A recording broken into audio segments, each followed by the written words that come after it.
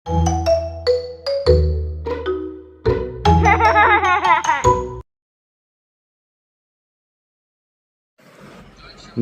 বন্ধুসকল, আজি আপোনালোকৰ বাবে লৈ আহিছোঁ লক্ষ্মীনাথ বেজবৰুৱাদেৱৰ বুঢ়ী আইৰ সাধুৰ পৰা বুঢ়া বুঢ়ী আৰু শিয়াল।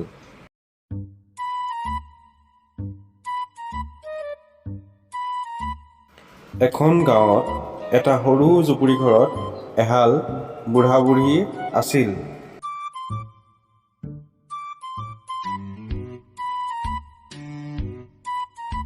এদিন বুঢ়াই হাতত কচুৰ পাচিটো লৈ পথাৰলৈ কচু ৰুবলৈ বুলি ওলাই গৈছিল। বুঢ়াই কচু ৰোৱা আৰম্ভ কৰিছিলহে মাত্ৰ, তেনেকুৱাতে এটা শিয়াল আহি বুঢ়াক ক'লে, ঐ বুঢ়া, কচুবিলাক তই কেঁচাই কেঁচাই ৰুইছ যেন পাইছোঁ। মই জনাত আকৌ কচু সিজাই ৰুলেহে বৰ বেছি ডাঙৰ হয়। কচু সিজাই আনি ৰুই পাতেদি ঢাকি থবি, তাৰ পাছত চাবি তোৰ কচু একেদিনাই বৰ ডাঙৰ ডাঙৰ হৈ উঠিব।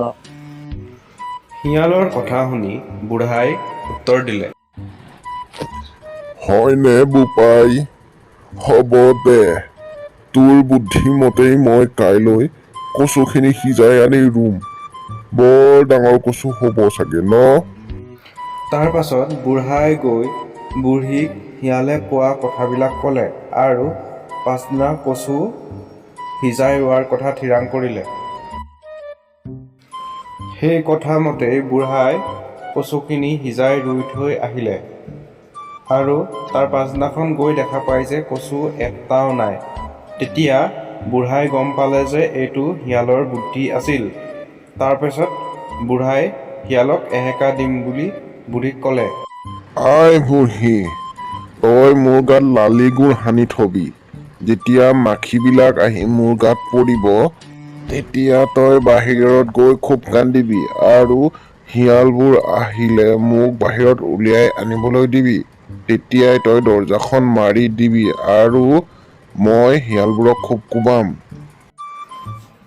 সেই কথা মতেই যেতিয়া বুঢ়াৰ গাত মাখিবিলাক পৰিল, তেতিয়া বুঢ়ীয়ে খুব চিঞৰিবলৈ ধৰিলে,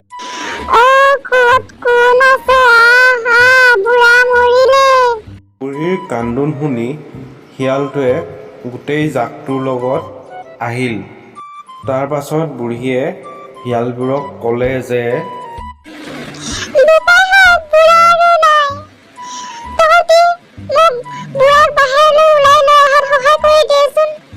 তাৰ পাছত এটা শিয়াল বুঢ়াক বাহিৰলৈ উলিয়াই আনিবলৈ বুলি ভিতৰত সোমাল আৰু বুঢ়ীয়ে দৰজাখন বাহিৰৰ ফালৰ পৰা বন্ধ কৰি দিলে।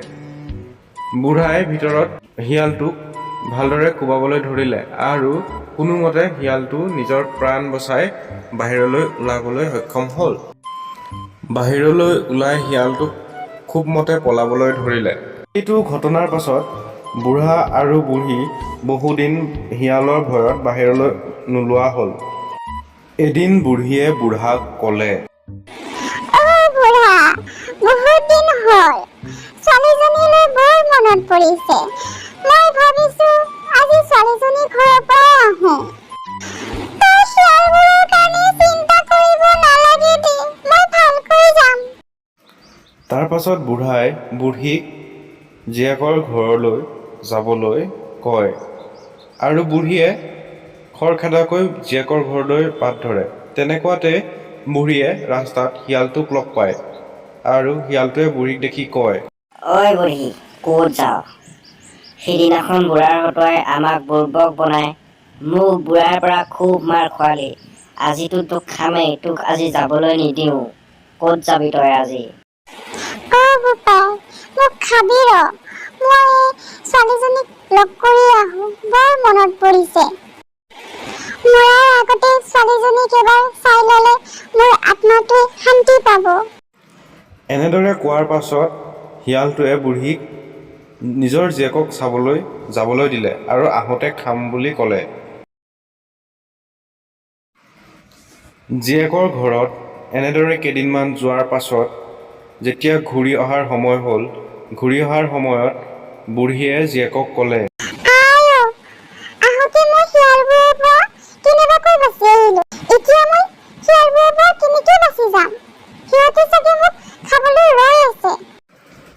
ৰ'বা আমাৰ ঘৰত বৰ ডাঙৰ লাও এটা আছে, তাতে সোমাই তুমি ঘৰলৈ যাব পাৰিবা।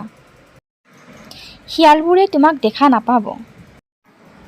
সেই কথামতেই বুঢ়ীয়ে এটা ডাঙৰ লাওৰ ভিতৰত সোমাই বাগৰি বাগৰি যাবলৈ ধৰিলে। তেনেকুৱাতেই শিয়ালটোৱে ৰাস্তাত দেখা পালে যে এটা ডাঙৰ লাও বাগৰি বাগৰি আহি আছে। শিয়ালটোৱে ভাবিলে, এইটোতো লাও হ'ব নোৱাৰে, নিশ্চয় ইয়াত কিবা গণ্ডগোল আছে। যেতিয়া লাওটো ওচৰত আহি পালে, তেতিয়া শিয়ালটোৱে লাওটোক গোৰ এটা মাৰি দিলে আৰু তেতিয়াই তাৰ মাজৰ পৰা বুঢ়ী ওলাই পৰিল। আচ্ছা বুঢ়ী, মই লাওটো দেখা পাই ভাবিছো কিবা গণ্ডগোল আছে। তইহে লাওৰ মাজত সোমাই আমাৰ পৰা পলাবলৈ আহিছ। তই এতিয়া নাবাচ, তোক খামেই এতিয়া। খাবি ৰ, মই ছোৱালীজনীৰ পৰা নাচ এটা শিকি আহিছো। তই খোৱাৰ আগতে নাচটো চাই লবি। এনেকে কৈ বুঢ়ীয়ে নাচ আৰম্ভ কৰিলে। আহ ৰঙীয়া, আহ কলীয়া, চাৰি শিয়ালে থাপৰি বজা বুঢ়ী নাচোন চাই। বুঢ়া আৰু বুঢ়ীৰ ঘৰত দুটা কুকুৰ আছিল। এটাৰ নাম ৰাঙী আৰু আনটোৰ নাম কালী।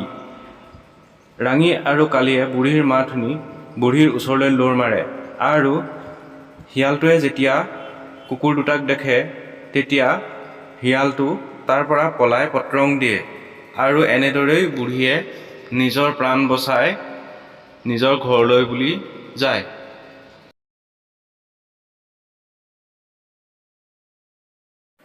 বন্ধুসকল, আজিৰ সাধুটো কেনেকুৱা লাগিল কমেণ্ট কৰি জনাবলৈ নাপাহৰিব। লগতে সাধুকথা চেনেলটো ছাবস্ক্ৰাইব কৰি বেল আইকনটো দবাই দিয়ক আৰু চেনেলটোৰ সাধুবিলাক লাইক আৰু শ্বেয়াৰ কৰি দিব। ধন্যবাদ।